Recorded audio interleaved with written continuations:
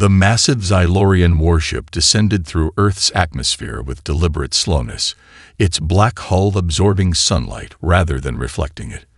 The shadow it cast engulfed New Geneva's government district as it positioned itself above the United Nations headquarters.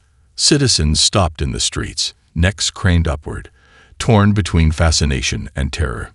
This wasn't the first Tylorian ship they'd seen, not after 5 years of diplomatic relations with the Galactic Conclave, but never had one come so low, so brazenly, so threateningly.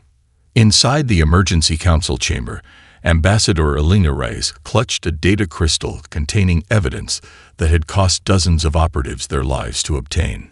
Her dark eyes, usually warm and diplomatic, had grown hard during the years of Earth's integration into the Conclave. She no longer believed in peaceful solutions, but her position required the pretense. The Security Council recognizes Ambassador Reyes of Earth, announced the Arcturian mediator, its translucent body pulsing with blue light. Reyes approached the central podium, conscious of the numerous alien delegates watching from their raised platforms. 5 years ago, humanity had celebrated first contact. Now they understood it had been the beginning of a systematic conquest.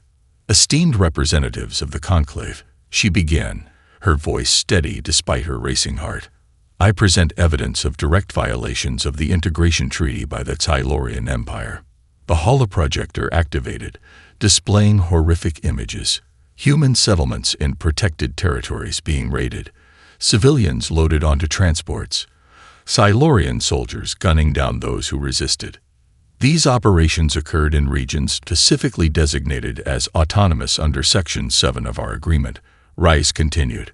Furthermore, we have documented evidence of humans being taken for biological experimentation, in direct violation of Conclave ethical protocols. The chamber filled with murmurs, some of shock, others of indifference. The Xylorian emissary, Vexinar, rose from his seat, 7 feet of scaled gray skin and angular armor. His lipless mouth formed what might generously be called a smile, revealing too many sharp teeth. Unfortunate, he said, his translator rendering his clicks and hisses into a smooth, almost pleasant voice, that the Earth representative lacks the proper context. With a gesture of his 6-fingered hand, he overrode the holoprojector. The chamber filled with new images. Human history's darkest moments. Concentration camps, slave ships, massacres, ecological devastation. The Conclave granted Earth provisional membership despite your species' documented instability. Vexnar continued, circling the chamber. Resource extraction and population management were explicitly permitted under the developmental supervision clauses. Those clauses were meant to help developing worlds. Rise protested, but her microphone had been deactivated. The Tylorian Empire has invested considerable resources in Earth's integration. Vexnar continued, ignoring her. Yet we continue to encounter resistance, sabotage, and now these theatrical accusations. The representatives of the minor conclave species began nodding in agreement. Only the Pellerin delegate showed signs of discomfort, their wing-like appendages fluttering anxiously. Furthermore, Vexnar added, his voice dropping to something like regret, our cultural observation teams have documented increasing human hostility and weapons development in violation of arms limitation agreements. He projected new images, underground facilities, stolen Silurian technology, resistance fighters in training. Rice felt ice in her veins. Some of the images were propaganda, but others were from classified facilities that should have been undetectable. Humanity has proven itself developmentally unfit for self-governance, Vexnar declared. The Empire formally requests conclave authorization for implementation of Protocol 19. The chamber erupted into chaos. Protocol 19. Direct intervention and forced reorganization. It had been used only 3 times in conclave history, each resulting in the effective end of the target species' autonomy. The Arcturian mediator called for order as Reyes desperately tried to be recognized. Finally, the Pellerin representative spoke. The proposal is extreme, they said, voice melodic despite their obvious distress. Perhaps a probationary period. The Empire has evidence of imminent threat. Vexnar interrupted, projecting images of Project Phoenix. They were fragmentary, incomplete, but damning. Human unpredictability makes them uniquely dangerous. We cannot risk another Kordaxian incident. The mention of Kordax silenced the chamber. No one spoke of that world anymore, not since its sun had mysteriously gone supernova, taking half a conclave fleet with it. The vote came swiftly. Earth's fate was decided in minutes, with only the Pelorans abstaining. The Arcturian mediator's voice was flat as it delivered the verdict. The conclave authorizes implementation of Protocol 19 regarding Earth. The human species will surrender all military capabilities and accept Silurian stewardship. A 30 standard day transition period is granted for compliance preparations. And if we refuse? Rise asked, though she knew the answer. Vexnar's teeth gleamed. Then Protocol 23 will be authorized instead. Planetary sterilization. Security escorts, human collaborators in Silurian uniform, took Reyes by the arms, leading her from the chamber. In the corridor, she passed a janitor mopping the synthetic floor, his face downturned beneath his cap. As they crossed paths, he whispered, "Phoenix is ready." Commander Jackson Chen, still alive, still fighting. Reyes kept her expression neutral, but new determination flooded her veins. Outside the UN complex, crowds had gathered, watching the ships that now positioned themselves over every major city worldwide. On every electronic device across the planet, the same message appeared, a simple countdown, 30 days. In her secure apartment that evening, Reyes stared at the Silurian ships visible through her window. 5 years of diplomatic appeasement had brought them to this point. Earth's nations had surrendered sovereignty piece by piece, believing the conclave offered protection, advancement, belonging. They'd been wrong. Her secure communicator chimed, displaying a message routed through 17 proxy servers. Lunar Base Alpha. 600 tomorrow. Phoenix rises. Reyes deleted the message and looked again at the looming ships. The point of no return had been reached. Now, humanity would show the galaxy what happened when you cornered a species that had perfected the art of fighting against impossible odds. The magnetic elevator descended silently through 2 miles of lunar rock, its occupants tense with anticipation. Commander Jackson Chen stood with feet slightly apart, compensating for the deceleration. The fresh scar running from his left temple to jaw tightened as he clenched his teeth, memories of his last encounter with Silurian enforcers still raw. "Approaching Phoenix Base," announced the AI, its voice intentionally designed to sound human. Even their technology reflected the Resistance's philosophy. Humanity would not be erased. The doors opened onto organized chaos. The cavernous bunker, carved from the moon's interior over 3 painstaking years, hummed with desperate activity.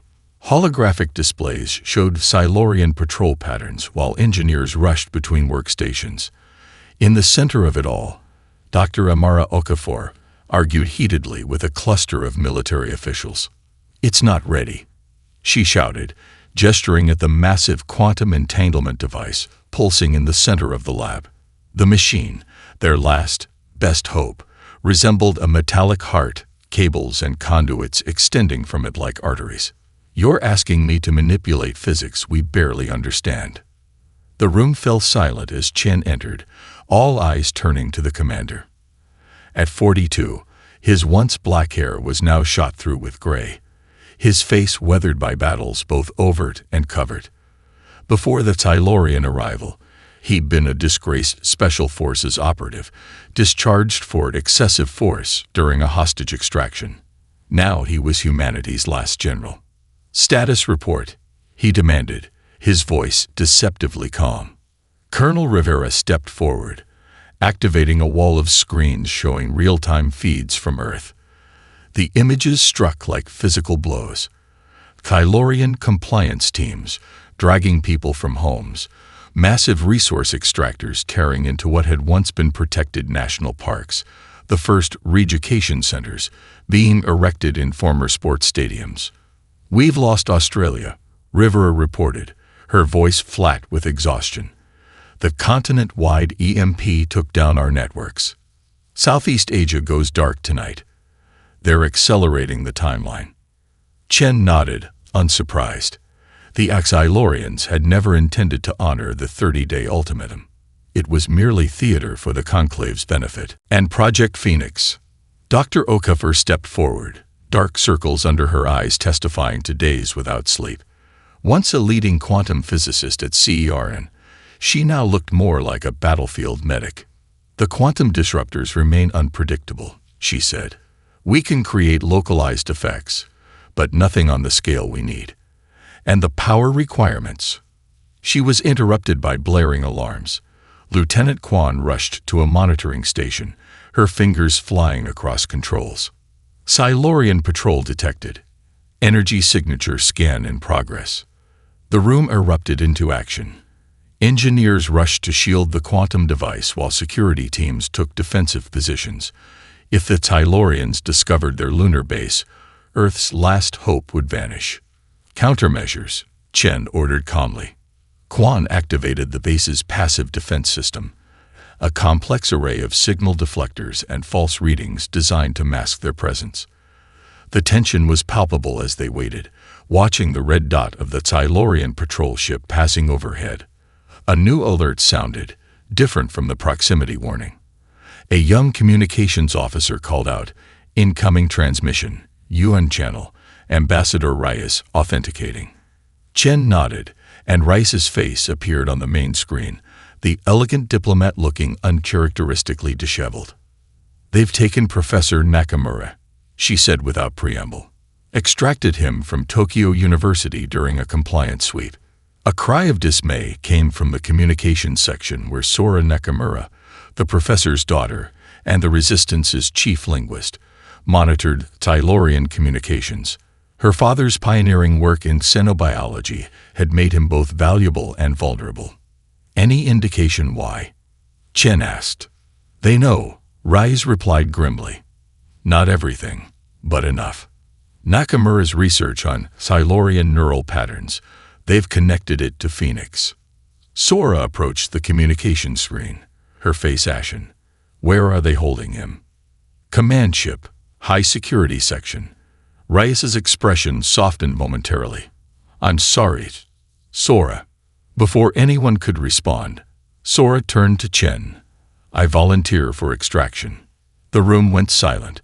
Everyone understood what that meant, a suicide mission. Chen started to refuse when the alarms suddenly ceased. The Xylorian patrol had passed without detecting them. A collective breath was released, but the relief was short-lived. Without warning, Dr. Okafor's quantum device surged with energy, emitting a pulse of blue-white light that rippled through the base. For 3 seconds, every system flickered, then stabilized. "What the hell was that?" Chen demanded.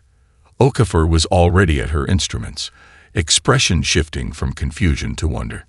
"A spontaneous quantum fluctuation, but it stabilized into a coherent field." "In English, Doctor." "We just created a quantum disruption pulse," she explained, excitement building in her voice. "And according to our sensors, it temporarily disabled all Silurian technology within 50 kilometers. The implications hung in the air. Their desperate theoretical weapon had just proven itself real." "Replicate it," Chen ordered. "Immediately." As the team rushed to work, a new alert sounded. The patrol ship that had just passed them had crashed on the lunar surface, its systems apparently failing catastrophically. "They'll send investigators," Rivera warned. Chen nodded, already formulating plans. "Then we don't have much time. Dr. Okafor, I need that pulse weaponized and ready for deployment in 48 hours. Colonel Rivera, prepare evacuation protocols for our secondary sites. Lieutenant Quan, coordinate with Earth resistance cells. I want them ready to move the moment we confirm the disruption effect works on planetary scale." He turned to Sora, who stood rigid with determination. "And you? I need you focused on decoding those Hylorian transmissions, not planning suicide missions." "With respect, Commander," she replied. "I can do both, and no one knows Silurian ship layouts better than I do."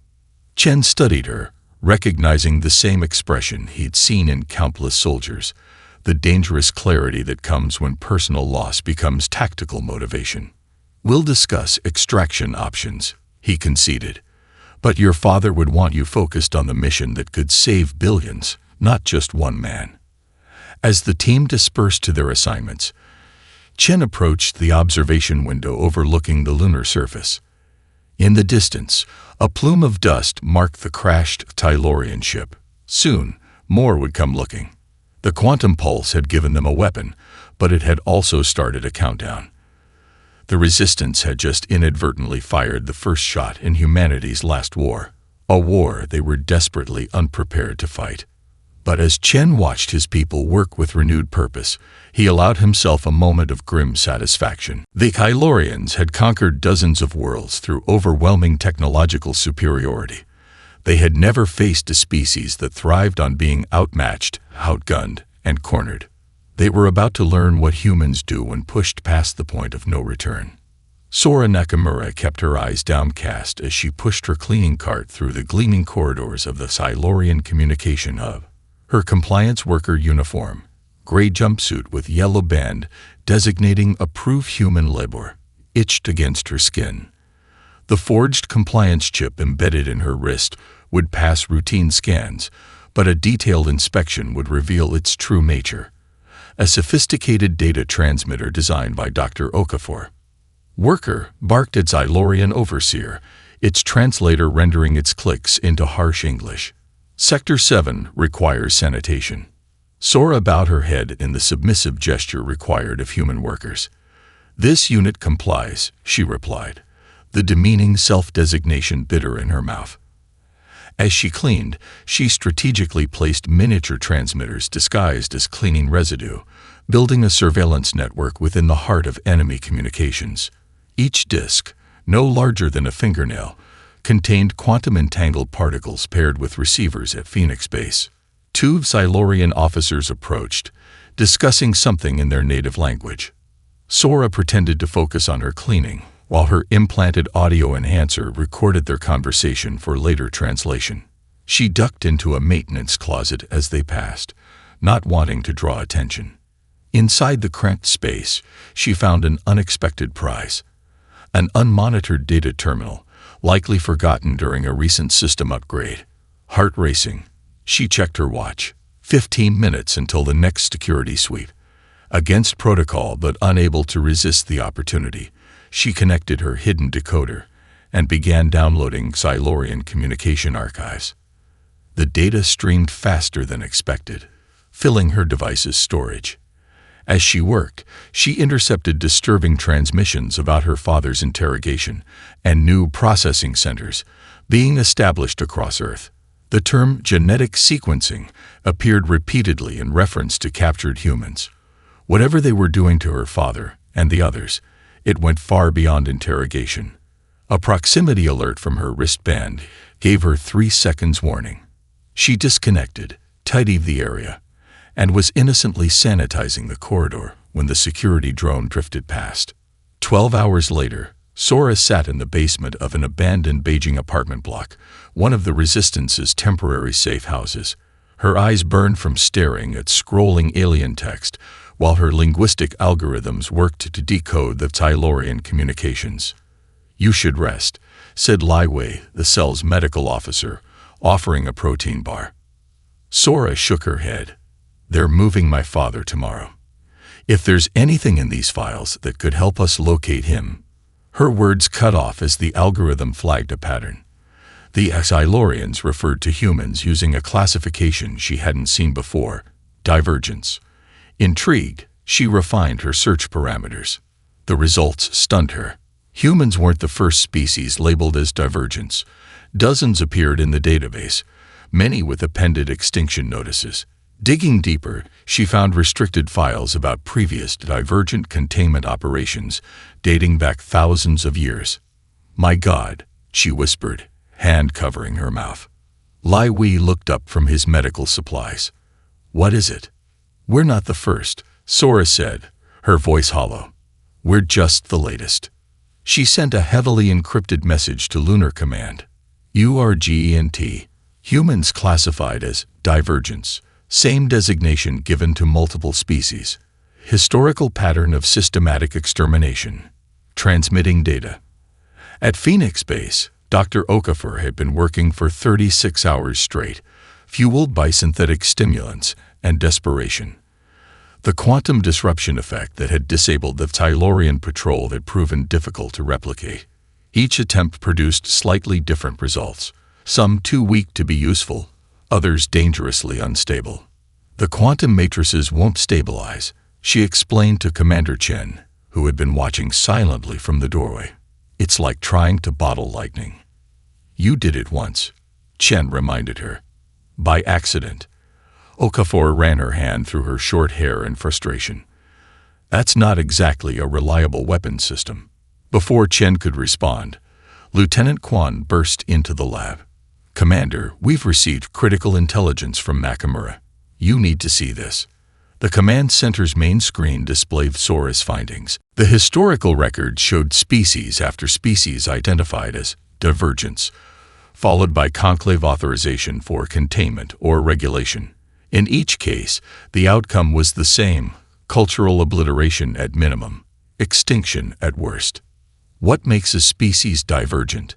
Chen asked, studying the disturbing pattern. Dr. Okafor, reviewing the neurological data Sora had transmitted, suddenly straightened. Neural patterns, she said, excitement breaking through her exhaustion. These comparative scans, all these species, including humans, exhibit similar brainwave characteristics. Highly variable, unpredictable neural firing patterns. Why would that matter to the Tylorians? Rivera asked. Okafor's fingers flew across her console, accessing the quantum physics database. Because quantum systems are sensitive to observer effects. Consciousness itself may interact with quantum fields in ways we don't fully understand. If these divergent species' neural patterns create quantum disturbances, like our disruption pulse, Chen finished, the implications dawning on him. Exactly. Okafor turned to him, eyes wide. What if these species aren't targeted for arbitrary reasons? What if there's something fundamental about our thought patterns that threatens Tylorian technology? The base's alert systems suddenly blared to life. Proximity sensors had detected multiple Tylorian ships approaching the lunar surface. Not a routine patrol, but a full search pattern. They've tracked the quantum signature, Quan reported grimly. Estimate 20 minutes until they pinpoint our location. Chen processed the information with practiced calm. Evacuation Protocol Alpha. Essential personnel and equipment only. He turned to Okafor. Doctor, is the quantum disruptor transportable? She hesitated. Partially. The core matrix can be moved, but the power systems are integrated with the base. Prep it for transport, Chen ordered, then addressed the command staff. We have one shot at this. If we lose this technology, we lose everything. As the evacuation began, Chen made the difficult decisions about who would go and who would stay. The civilian scientists were directed to the escape pods that would scatter across the lunar surface, hopefully evading detection. A defense team was assembled from volunteers. Everyone knew it was likely a suicide mission. Meanwhile, in Earth orbit, Ambassador Reyes attended a progress briefing aboard the Xylorian administrative ship. Playing her role as the human liaison to the occupation government, she maintained a careful facade of cooperation while gathering what intelligence she could. As a Xylorian official droned on about compliance statistics, Reyes's gaze drifted to her morning coffee. Floating on its surface was a microscopic pattern, a message encoded in the molecular structure of the cream by a resistance sympathizer in the ship's galley. Find the biomatter source. 8 days remaining. Reyes kept her expression neutral, but her mind raced. Biomatter source. Was this connected to the genetic sequencing Sora had discovered? Whatever the Tylorians were planning, The accelerated timeline suggested something far worse than the gradual subjugation they'd claimed to offer. On the moon, Commander Chen watched as the quantum disruptor core was loaded onto their last operational transport. The proximity alarms increased in urgency as Silurian ships closed in on their position. "Status," he demanded. "Civilian evacuation at 80%, Rivera reported. Defense systems online. Disruptor core secure for transport." Chen nodded, then made his decision. "Launch the transport. Colonel Rivera, you're in command of the evacuation. Get our people to the backup sites." "And you, Commander?" Chen checked his weapon, an experimental pulse rifle designed to penetrate Silurian armor. "I'm staying with the defense team. We'll buy you the time you need." As the transport launched from a concealed bay, carrying humanity's hopes with it, Chen positioned his volunteers at strategic points throughout the base. They were outnumbered, outgunned, with no realistic chance of survival. But they knew their purpose. Every minute they could delay the Silurian forces was another minute for the evacuation to succeed. The first explosions rocked the lunar base as Silurian breaching charges detonated against the outer doors. Chen activated the base's internal communication system one last time. "Remember why we fight," he told his defenders, voice steady. "Not just for those we've lost, but for what humanity can still become. We are past the point of no return.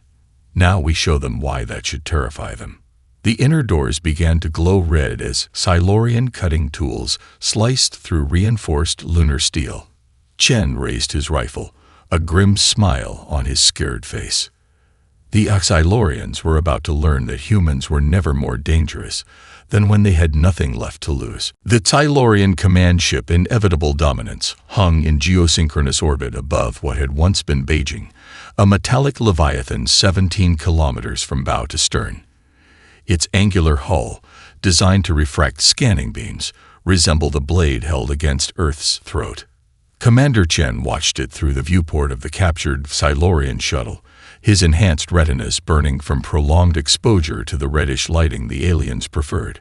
3 days of accelerated healing treatments had repaired the worst of his injuries from the lunar base defense, but the new scars across his torso pulled with every movement, a constant reminder of those who hadn't escaped.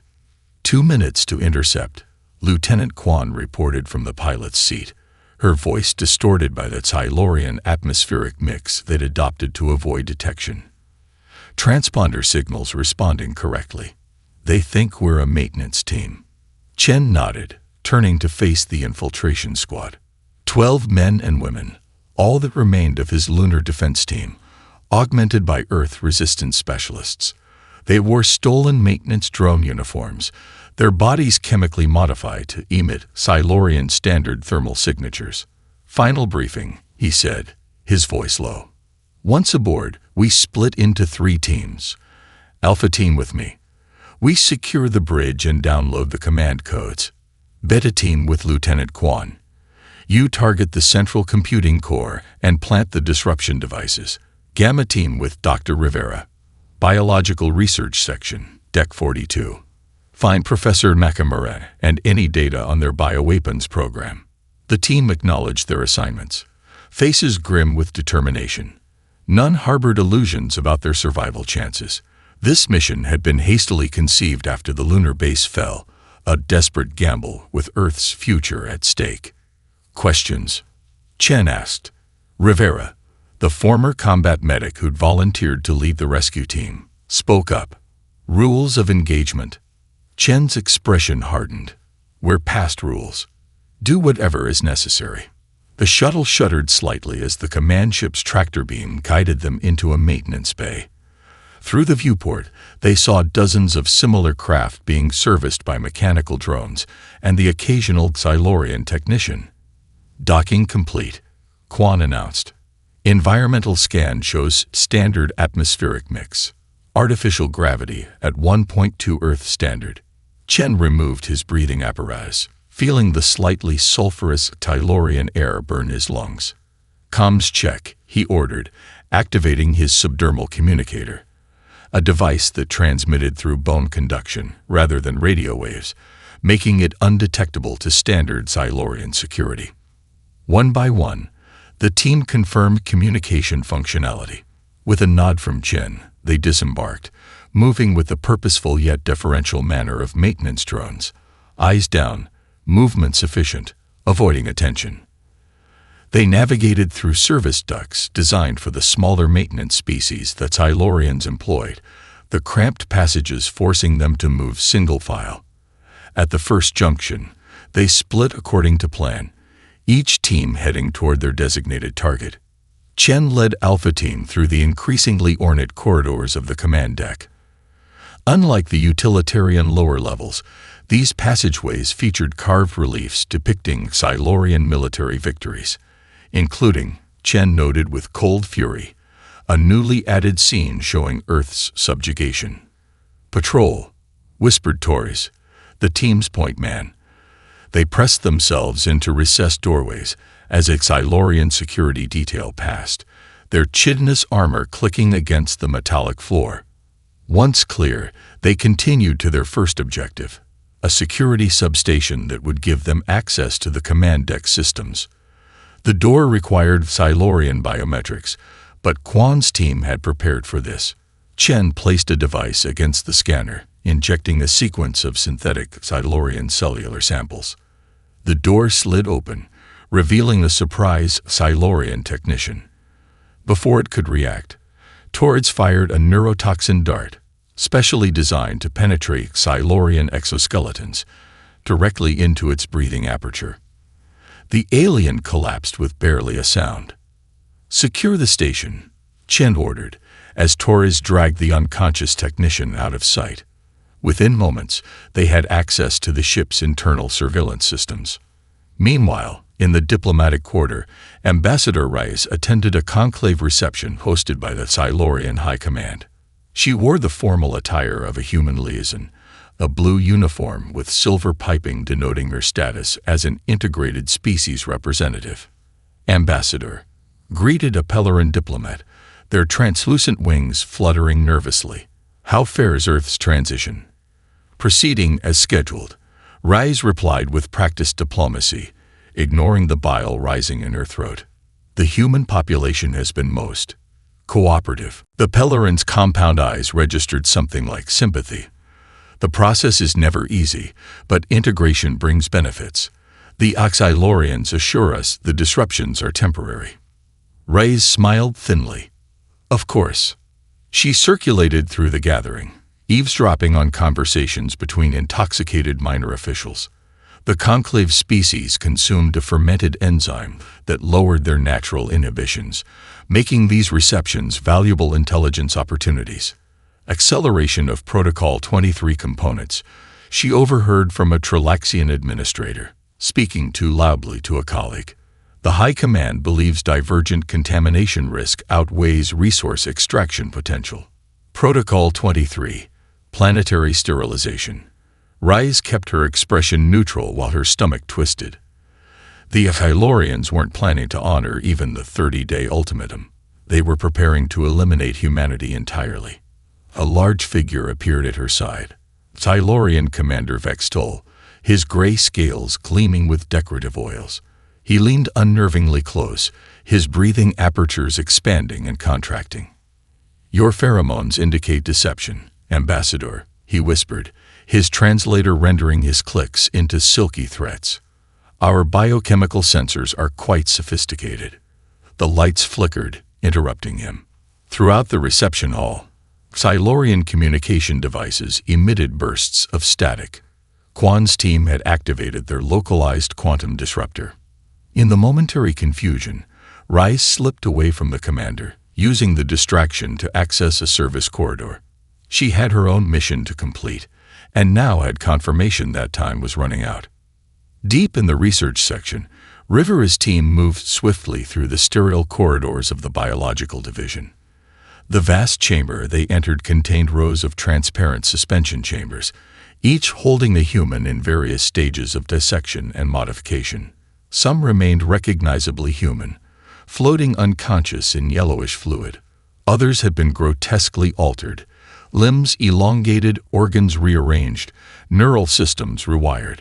"Find the professor," Rivera ordered, fighting to maintain her professional detachment, despite the horror surrounding them.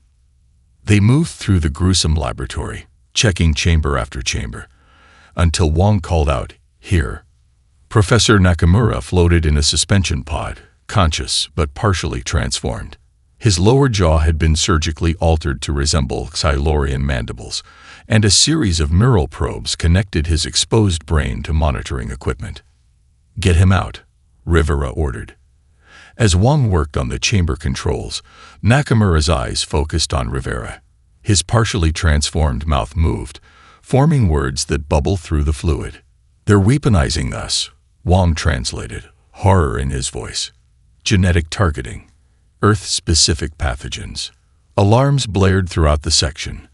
On a nearby monitor, Rivera saw Silurian security forces responding to an alert. During their chaotic escape, Chen witnessed a massive chamber containing thousands of incubation pods growing what appeared to be human-Silurian hybrids.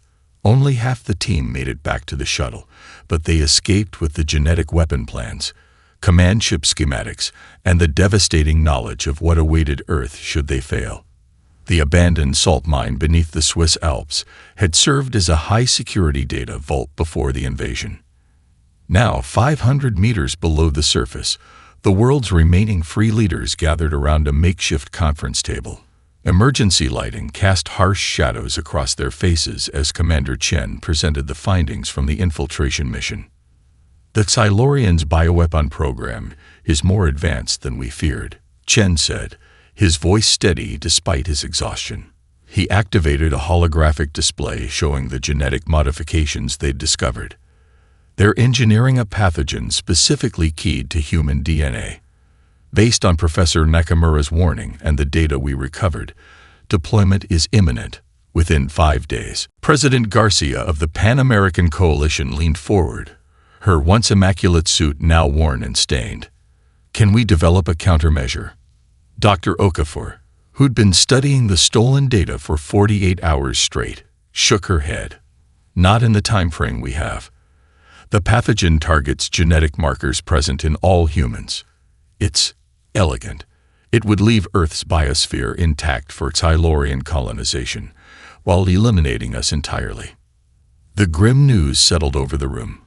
23 world leaders remained free, representing regions that had managed to maintain some autonomy through guerrilla tactics or remote locations. Many more had been captured or killed during the initial occupation. "What about the Phoenix Protocol?" asked Prime Minister Kimathi of the East African Federation. "You've confirmed the quantum disruption technology works." "On a limited scale, yes," Okafor replied. "We've successfully disabled Silurian technology within a 50-kilometer radius, but scaling it up to planetary levels," she hesitated. "The energy requirements are astronomical, and the effects on Earth's electromagnetic field would be severe." "How severe?" Chancellor Weber of the European Resistance pressed. Okafor projected new simulations. "The quantum cascade would permanently alter Earth's electromagnetic field. Our own technology, medical equipment, power grids, communication networks would be crippled for generations. We'd effectively be returning to pre-industrial conditions, but in a post-industrial world that can no longer support our population without technology." The room erupted into arguments. Some leaders insisted surrender was preferable to technological regression. Others demanded more time to develop alternatives. A few argued that humanity should launch every remaining nuclear weapon at the Silurian fleet, even knowing it would likely fail.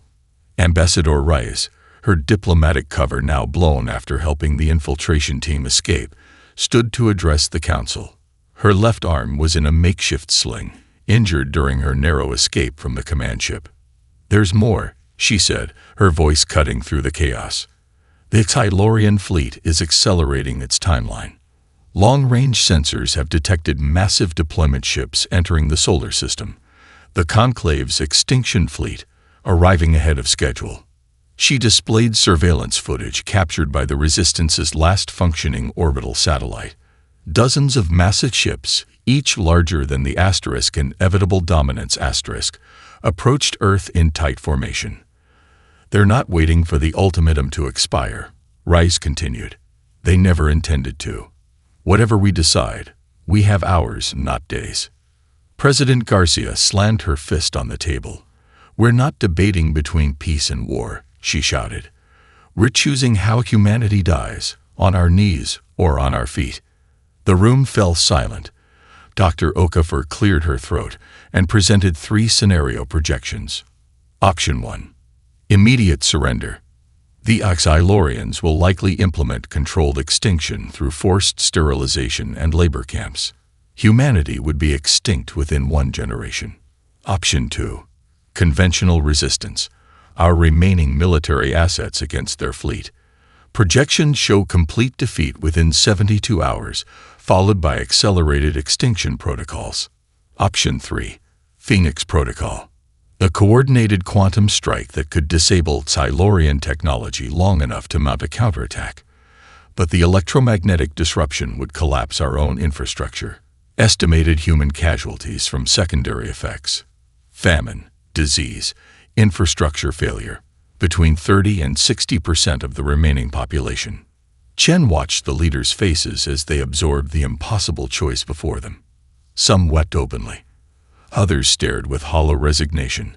A few showed the steel of desperate determination. The council's vote deadlocked.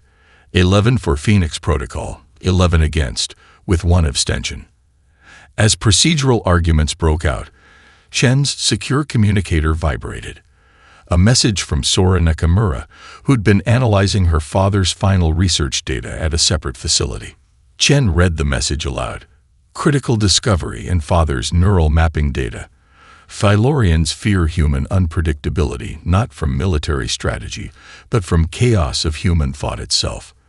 Our neural patterns generate quantum disturbances that interfere with their technology on a fundamental level. We are naturally disruptive to their ordered existence. Dr. Okafor's eyes widened. That's why the spontaneous quantum pulse occurred at the lunar base. Our brainwave patterns themselves, when concentrated or synchronized, create quantum interference patterns. Can we use this? Chen asked. Yes, Okafor replied, excitement breaking through her exhaustion. If we modulate the quantum disruption to match human brainwave patterns, we could amplify its effect against the Xylorians, while potentially reducing the impact on our own technology. Before the council could process this new information, warning sirens blared throughout the bunker. A communications officer burst into the chamber, face ashen. Multiple bioweapon deployments detected in major cities. Paris, Lagos, Tokyo, Mexico City, all reporting airborne dispersal of unknown agents. Screens around the room showed live feeds from urban centers where panicked crowds flooded as Xylorian dropships released cloudy substances into the atmosphere. In medical facilities, the first victims were already convulsing, their bodies turning against themselves. They're not waiting for their fleet, Rise whispered. They're implementing Protocol 23 now. The deadlock broke. With communications failing worldwide and reports of the bioweapons' devastating effectiveness pouring in, the Council took a final vote. The decision was unanimous. Humanity had passed the point of no return. Phoenix Protocol was authorized. With Sora's critical addition, the quantum disruption would be modulated to match human brainwave patterns. How soon can it be implemented? President Garcia asked. The primary quantum matrix is ready, Okafor said.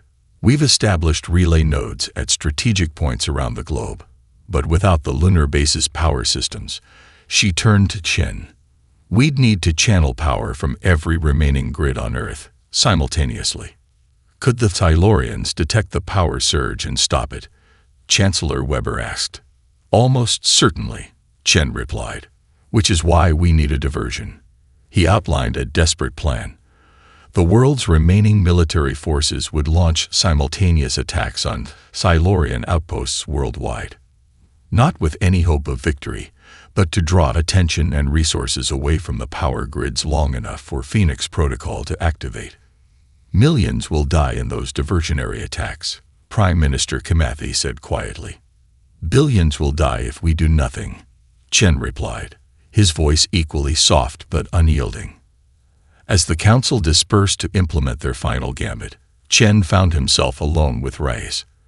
The ambassador who had once believed in diplomatic solutions now checked the charge on a Silurian pulse weapon she claimed as a trophy. "Do you think it will work?" she asked, not looking up. Chen considered lying, offering false hope. Instead, he said, "I think humanity finally has a chance to inflict meaningful damage before we go extinct. That's more than most species get against the Conclave." Reyes nodded, accepting his honesty. "I spent my life seeking compromise and understanding. I never thought I'd be party to what might be the largest act of warfare in human history." "It's not warfare anymore," Chen said, strapping on his combat harness. "It's survival." As they left the chamber, the first reports of the bioweapons spread reached critical levels. Cities were going dark as infrastructure failed. Medical systems collapsed under the weight of millions of simultaneously infected patients. The Silurian extinction protocol was proceeding with clinical efficiency. In a small research lab adjacent to the council chamber, Dr. Okafor made final adjustments to the quantum matrix. Her hands, steady through years of delicate scientific work, now trembled slightly as she calibrated what might be humanity's last technological achievement. "Ready to transmit activation codes to Global Relay Network," she reported. Chen nodded, then opened the emergency broadcast channel that still reached most resistance cells worldwide. "This is Commander Chen. Phoenix Protocol initiates in 6 hours. All units commence diversionary operations as planned. This is not a drill. May whatever gods you believe in watch over you." He closed the channel and turned to face the uncertain future. Humanity had made its choice. There was no going back. Dawn broke over a silent Earth. For the first time in humanity's history, the planet's 7 billion inhabitants were unified in a single purpose, though millions would not live to see the outcome. In underground bunkers, mountain hideouts, and forest camps, resistance fighters checked improvised weapons. In occupied cities, civilians prepared for coordinated sabotage. In what remained of military bases, personnel readied the few operational vehicles and aircraft, knowing they were embarking on one-way missions. At precisely 600 UTC, Phoenix Protocol activated worldwide. The quantum cascade began at Dr. Okafor's facility in the Alps, where the primary matrix generated the initial pulse. Relay nodes stationed across 6 continents amplified the signal, drawing catastrophic amounts of power from Earth's remaining electrical grids. City lights flickered and died across the planet as energy was diverted to the quantum network. In orbit, Commander Chen watched from the bridge of humanity's last hope, a pre-invasion military vessel that had been retrofitted with experimental shields based on Silurian technology. The Defiant carried a skeleton crew of 30 volunteers, most with terminal radiation poisoning from the bioweapon. Their mission: a suicide run against the Silurian command ship while its systems were vulnerable. "Quantum cascade initiated," reported Lieutenant Santos, her face gaunt from the disease consuming her. Monitoring Silurian fleet response.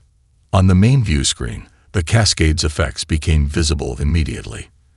Silurian ships, designed to harness quantum fields for propulsion and weapons, suddenly lost control. Some drifted aimlessly. Others plummeted toward Earth's atmosphere, their hulls burning as they fell. The massive command ship Inevitable Dominance shuddered visibly, its systems failing in cascading sequence. "It's working," Santos whispered, disbelief in her voice. Chen allowed himself a moment of savage satisfaction before issuing orders. "All stations, prepare for attack run. Weapons to maximum. Divert life support power if necessary. We won't need it where we're going." The Defiant surged forward, its engines straining beyond safety limits as it accelerated toward the crippled command ship. Across Earth's surface, the quantum cascade manifested as auroras visible even in daylight. Ghostly curtains of energy dancing across the atmosphere as the planet's electromagnetic field was permanently altered. In cities worldwide, the pre-positioned resistance cells launched their attacks. Silurian outposts, temporarily stripped of their technological advantages, found themselves besieged by humans armed with primitive but effective weapons. What the attackers lacked in technology, they made up for with numbers and a ferocity born of desperation. In Washington, D.C., civilians overwhelmed Silurian troops through sheer numbers, suffering massive casualties, but capturing critical control nodes. In Mumbai, resistance fighters used the cover of a dust storm to infiltrate and destroy the regional bioweapon distribution center. In Cairo, the remaining Egyptian Air Force sacrificed itself to bring down Silurian dropships before they could release a second wave of pathogens. At Phoenix Control in the Alps, Dr. Okafor monitored the quantum cascade, making critical adjustments as the Silurians attempted to adapt. The unexpected intensity of the disruption had caused a runaway reaction. Parts of Earth's atmosphere became visible from space as auroras danced violently across every continent. "The modulation is working," she reported to President Garcia, who had remained at the facility to coordinate the global response. "By synchronizing the pulse with human brainwave patterns, we're maximizing the effect on Silurian systems while partially preserving our own technology." Garcia nodded grimly. "And the bioweapon?" "Initial reports suggest the electromagnetic disruption is slowing its molecular bonding process," Okafor replied, studying incoming data. "It's not a cure, but it's buying time for those not yet fully infected." On board the Inevitable Dominance, Ambassador Rice led a team of former diplomatic hostages through the ship's now darkened corridors. When the quantum cascade hit, she had seized the opportunity to free her fellow diplomats from the holding cells where they awaited processing. Now they'd fought their way toward the conclave communication hub. "This way," Rice directed, her diplomatic skills repurposed for battlefield command. The group encountered a patrol of disoriented Silurian guards, their normal technological advantages neutralized. What followed was brutal hand-to-hand combat. Humans against physically superior aliens in the narrow corridors. Rice drove a makeshift blade, fashioned from a broken communication panel, into a Silurian's breathing aperture, feeling its strange bluish blood splash across her face. 5 years of diplomatic training hadn't prepared her for this, but 5 years of watching Earth's subjugation had given her the will to adapt. "Com hub ahead," reported Jae-hoon, a former South Korean envoy who'd mapped the ship during his captivity. "Heavy security presence, even with systems down." Reyes nodded, checking her captured pulse weapons charge, nearly depleted. "We only need a few minutes to broadcast." Everyone clear on the objective. When they reached the hub, they found Silurian technicians frantically attempting to restore the quantum communication arrays. The ensuing firefight was brief but devastating. Only 3 of Reyes's team survived to secure the facility. "Patch me into the all-conclave emergency band," she ordered, stepping over the body of a Silurian officer to reach the main console.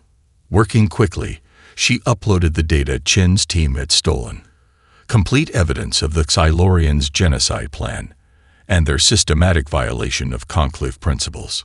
To all conclave species, she transmitted, blood streaming from a wound in her shoulder, "This is Ambassador Elena Reyes of Earth. The Silurian Empire has violated not only their treaties with humanity, but the founding principles of the conclave itself. We are not the first species they have marked for extinction, nor will we be the last if they succeed." As her broadcast continued, the ship shuddered violently. The Defiant had begun its attack run. On the ground, Silurian forces, cut off from their technological advantages, faced humanity in brutal hand-to-hand combat across Earth. Human savagery shocked the aliens, who had relied on technology for warfare for millennia. In Beijing, resistance fighters led by Sora Nakamura infiltrated the Silurian central database, securing critical intelligence even as the city burned around them. "They're adapting faster than we predicted," Sora reported to Phoenix Control. "The quantum disruption effect is weakening in Asian sectors." Dr. Okafor frowned at her readings. "They're implementing quantum shielding protocols. We need to increase the pulse amplitude." That could fry what's left of our own systems, warned her assistant. We have no choice, Okafor decided, making the adjustment.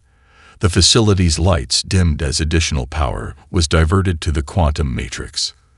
Throughout the complex, medical equipment failed, life support systems switched to emergency backup, and communication with field units became intermittent. In orbit, the Defiant had reached the command ship, its weapons causing minimal damage against the massive vessel's armor. Chen ordered a change in tactics. "Target their shuttle bays," he commanded. "We're going aboard." The maneuver was suicidal but effective. The Defiant crashed through the partially disabled shields protecting the command ship's main launch bay, its hull shrieking in protest as it skidded across the deck, crushing Silurian vessels and personnel before coming to rest against a bulkhead. "Boarding teams, deploy," Chen ordered through the ship-wide comm. The surviving crew, armed with conventional weapons and portable quantum disruptors, divided into strike teams. Their objectives: the engine room, the weapons control center, and the bridge. Chen led the bridge assault team through corridors littered with disoriented Silurians. Some fought with unexpected ferocity despite the loss of their technological advantages. The aliens' natural strength and armor made them formidable opponents even without weapons. When Chen's team reached the bridge, they found High Commander Drexel waiting, surrounded by his elite guard. Unlike the lower-ranking Silurians, Drexel had adapted quickly to the quantum disruption.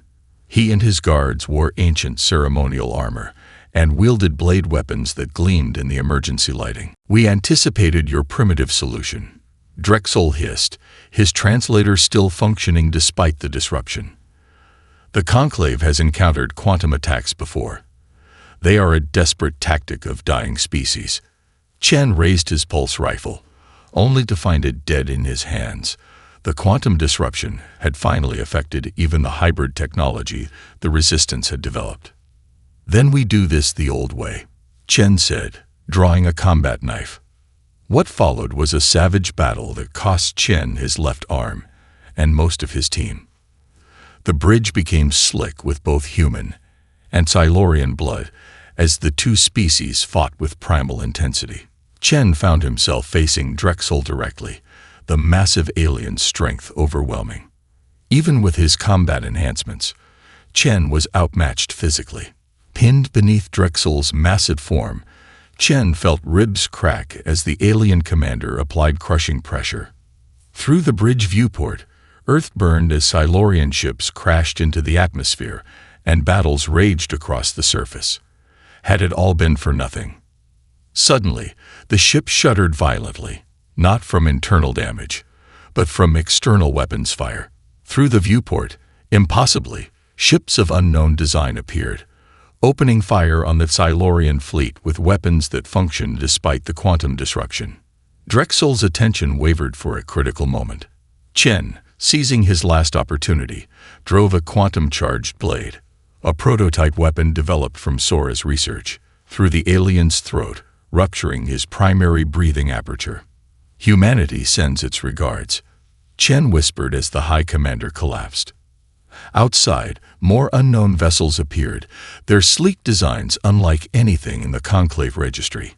They formed a protective screen around Earth, methodically targeting Silurian ships that had begun to recover from the quantum disruption. As Chen struggled to his feet, clutching the stump of his severed arm, he activated his emergency communicator, not knowing if it would function. "This is Commander Chen. Unknown ships in orbit. Appear to be targeting Silurians only. High Command neutralized. Status of Phoenix Protocol." Through static and interference, Dr. Okafor's voice replied. "Quantum cascade holding but degrading. Silurian adaptation progressing. We have maybe 2 hours before they fully recover." "Chen, who are these ships?"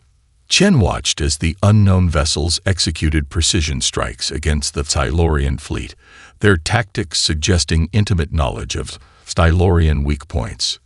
"I don't know," he admitted, "but they might be the only reason we're not already extinct." Sora Nakamura stood before the captured Silurian database in their Antarctic facility, blood seeping from her ears, a side effect of the quantum cascade that had saved Earth from immediate extinction but damaged human physiology in ways they were only beginning to understand. The holographic display before her showed hundreds of worlds, each marked with the same divergent classification as Earth. "Enhance Sector 42B," she instructed the system, her voice hoarse from 18 hours of continuous work. The map zoomed in on a cluster of stars near the galactic rim, worlds that had fallen to the Silurian centuries before Earth had ever detected radio signals from beyond its atmosphere. Dr. Katri, the team's xenobiologist, studied the data with growing disbelief. All these civilizations, classified as divergents and targeted for elimination. "Not just elimination," Sora replied, navigating deeper into restricted files they decrypted using access codes from the command ship RAID.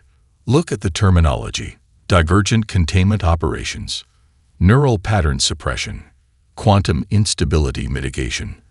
They weren't just conquering, they were exterminating specific types of intelligence.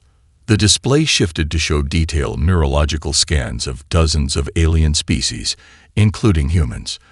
Despite the physical differences between the species, some aquatic, others gaseous, some with distributed neural networks rather than centralized brains, all shared particular waveform patterns in their cognitive processes. "The pattern is undeniable," Chatri whispered.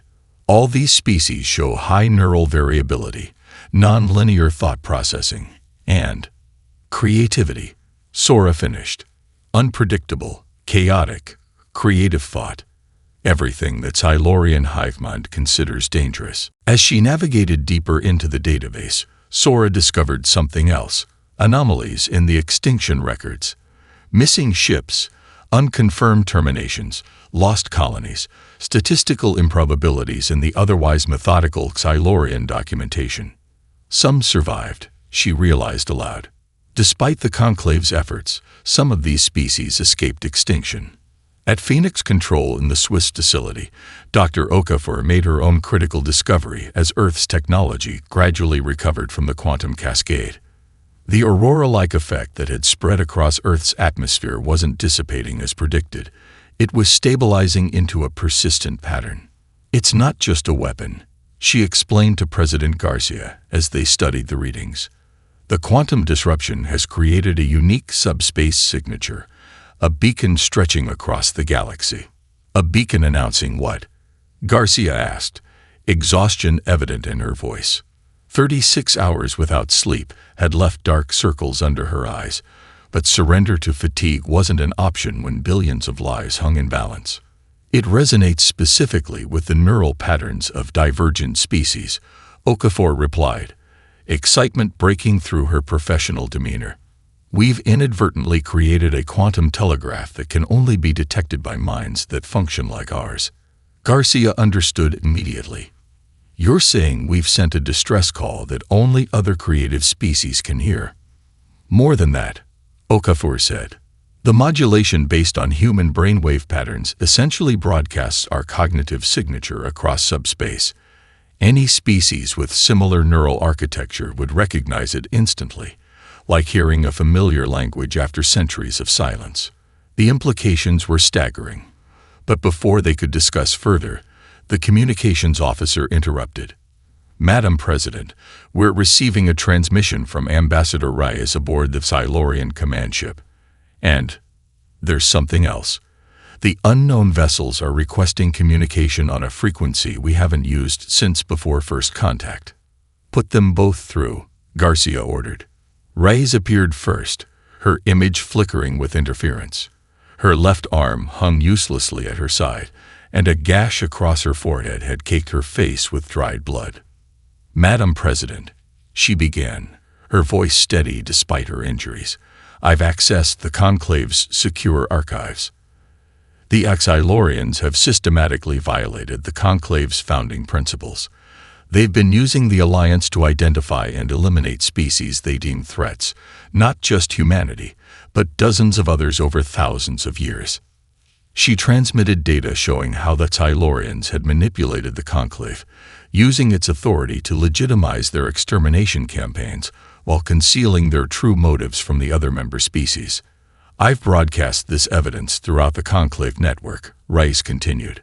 There's been an immediate response. Several species have denounced the Tylorians and withdrawn from joint operations. Others are demanding investigations. The Pellerin fleet has engaged Xylorian vessels in the Procyon sector. The Conclave is fracturing, Garcia realized. Yes, but that's not all. Rice's expression shifted to something like wonder. The unknown ships that intervened, they're responding to Xylorian hails using outdated Conclave protocols that haven't been used in centuries. The communication shifted to a new channel. The screen showed a bridge unlike any human design, curved surfaces of an organic metallic composite, illuminated by soft blue light. At its center stood a bipedal alien with vaguely humanoid features, 2 arms, 2 legs, an upright posture. But its skin was a mottled blue-green, its head elongated with 4 eyes set in symmetrical pairs, and what might have been a mouth was surrounded by feathery sensory appendages. What struck Garcia most, however, was the alien's expression, unmistakably one of determination, tinged with what appeared to be hope and concern. Emotions the emotionally uniform Conclave species claimed were signs of dangerous neural instability. People of Earth, the alien spoke, its translator rendering its musical language into slightly accented English. I am Fleet Commander Tyrell of the Arcadian Remnant. Like you, we were once targeted for extinction by the Tylorian Dominion. Like you, we chose to fight rather than submit. And like you, against all probability, we survived. A murmur swept through Phoenix Control. The Arcadians were mentioned in historical Conclave records as a resolved divergent threat from over 3 centuries ago, a supposedly extinct species. We felt your quantum resonance signature across 17 sectors, Tyrell continued. A pattern we recognized immediately as one only a divergent species could generate. We have come to offer assistance, though we feared we might arrive too late, as has been the case too many times before. How many of you are there?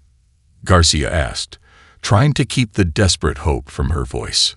The Arcadian Remnant consists of 12 colony worlds and 47 deep space habitats, Tyrell replied. But we are not alone. Even now, other survivors of Silurian extermination campaigns are responding to your signal. As if to emphasize the point, the view screen split to show multiple ship designs approaching Earth, each distinct, representing species thought long extinct by the Conclave. The Skthra, the Mendorans, the Voshi, all divergent species who escaped extinction by hiding in the void between stars or in dimensional pockets the Tylorians could not access, Tyrell explained. For centuries, we have existed on the margins of the galaxy, avoiding detection, building our strength, watching for others like ourselves. Today, humanity has inadvertently sent a rallying cry that none of us could ignore. In the Antarctic facility, Sora stared at the incoming transmission with tears streaming down her face. After a lifetime studying alien communication, she recognized something profound in Tyrell's voice. The same emotional complexity, the same cognitive patterns that made humans divergent were evident in these supposedly extinct species. Their neural architecture, she whispered to Dr. Catry, it's fundamentally similar to ours.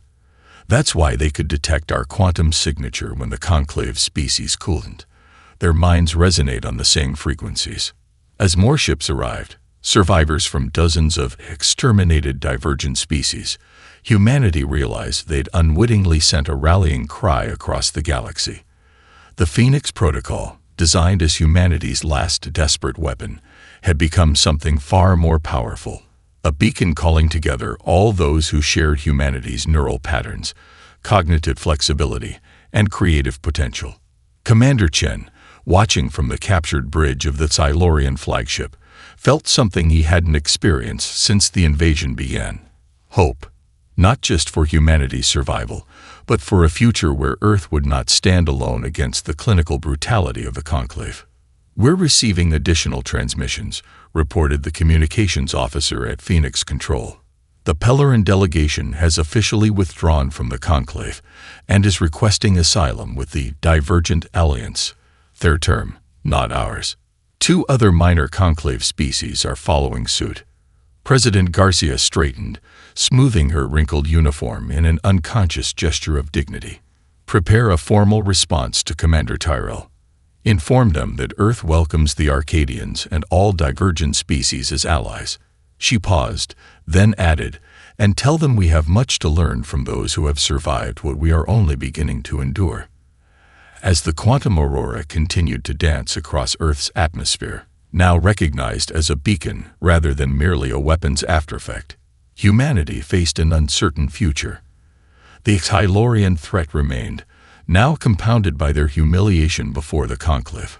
Earth's infrastructure lay in ruins, its population decimated by bioweapons and warfare. Recovery, if possible at all, would take generations, but they were no longer alone. Against all odds, humanity had found kindred minds among the stars, species who understood the value of chaotic creativity, of unpredictable innovation, of the very neural patterns the Tylorians had sought to exterminate from the galaxy. The point of no return had been passed, not just for humanity, but for the entire galactic order. What emerged from this crucible of conflict would reshape civilization across thousands of worlds. And humanity, pushed beyond its breaking point, had become the catalyst for a revolution no one could have predicted, least of all the methodical, pattern-obsessed Xylorians who had driven them to this desperate gambit in the first place. 3 months after the quantum cascade, Earth remained devastated. The Phoenix Protocol had saved humanity from extinction, but at a terrible cost. Major cities lay in ruins, some from Silurian bombardment, others from the collapse of infrastructure when the quantum pulse permanently altered Earth's electromagnetic field. Billions had died from the Silurian bioweapons, environmental collapse, and the technological regression caused by humanity's desperate gambit. Yet amid the ruins, something unprecedented was forming. In the crater that was once Geneva, representatives from 17 divergent species gathered in a makeshift council chamber constructed from the wreckage of a Silurian command post. Arcadian engineers had helped retrofit the structure with technology compatible with Earth's new electromagnetic conditions, the first step in a long rebuilding process. Commander Chen, now fitted with a crude mechanical arm fashioned from salvaged Silurian components, watched warily as Dr. Okafor presented her findings to the assembled aliens. The loss of his natural arm was a constant reminder of the price paid for survival, but the pain was worth the opportunity to see humanity take its place among the stars, not as supplicants to the Conclave, but as equals in a new coalition.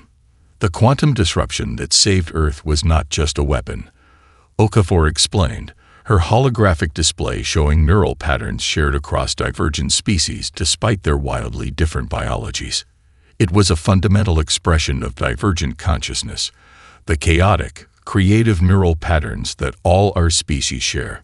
The alien delegates nodded in understanding, some with heads, others with tentacles or sensory stalks.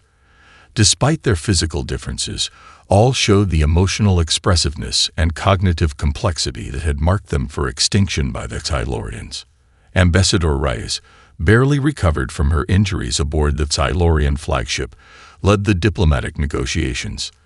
The former representative to the Conclave now found herself helping to craft a framework for a new alliance that would replace the organization that had sanctioned Earth's destruction.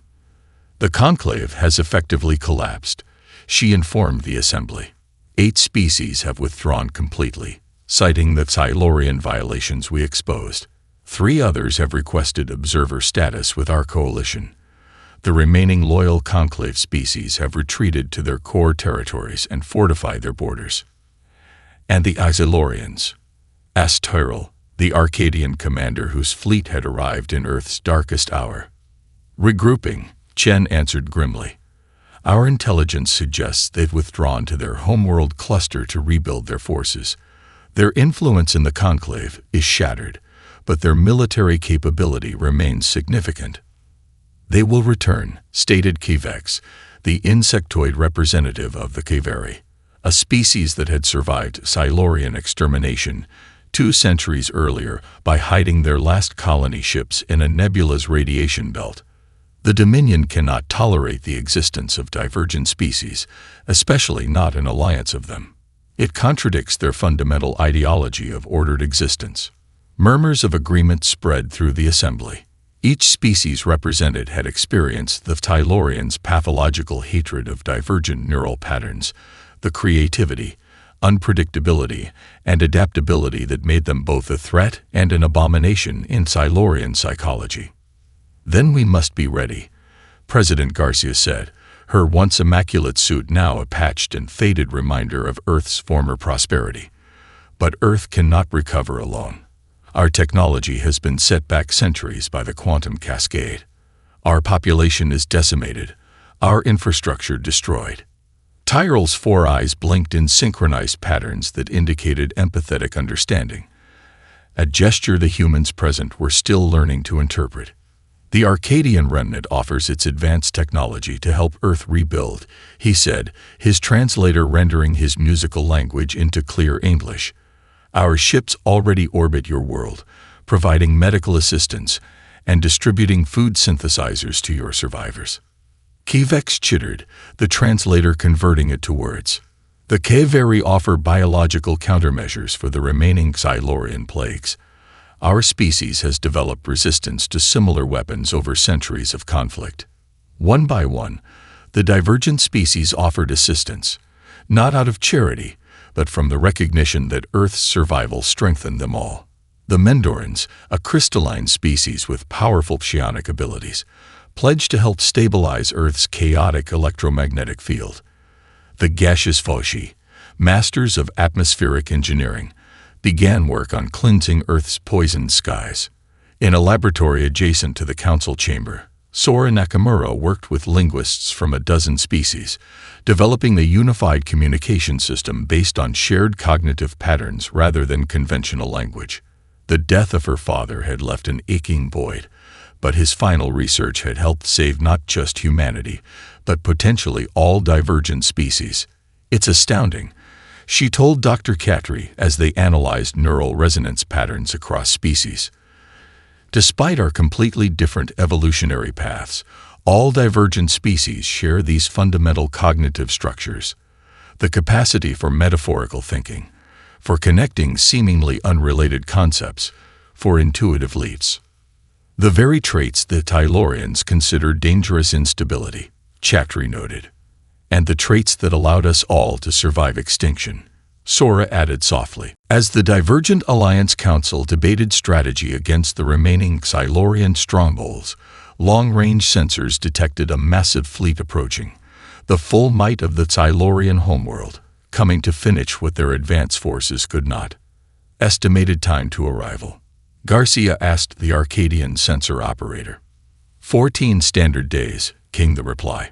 "They have committed approximately 60% of their remaining fleet strength, 322 capital ships, with appropriate support vessels."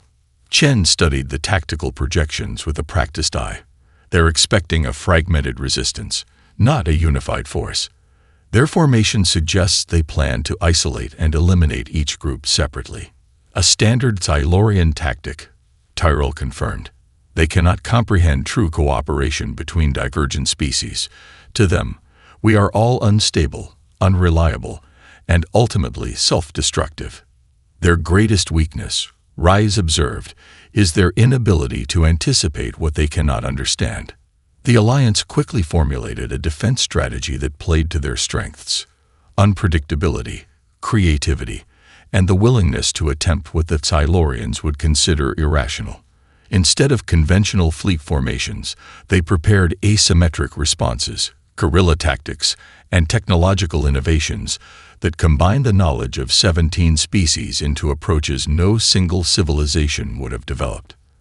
As the preparations intensified, Chen found himself alone with Tyrell on an observation platform overlooking what remained of Lake Geneva. The crater now contained a strange, shimmering fluid, a byproduct of the quantum cascade interacting with Earth's water supplies. You've faced them before, Chen said. More than once. Why did you respond to Earth's distress signal when countless other worlds had fallen before?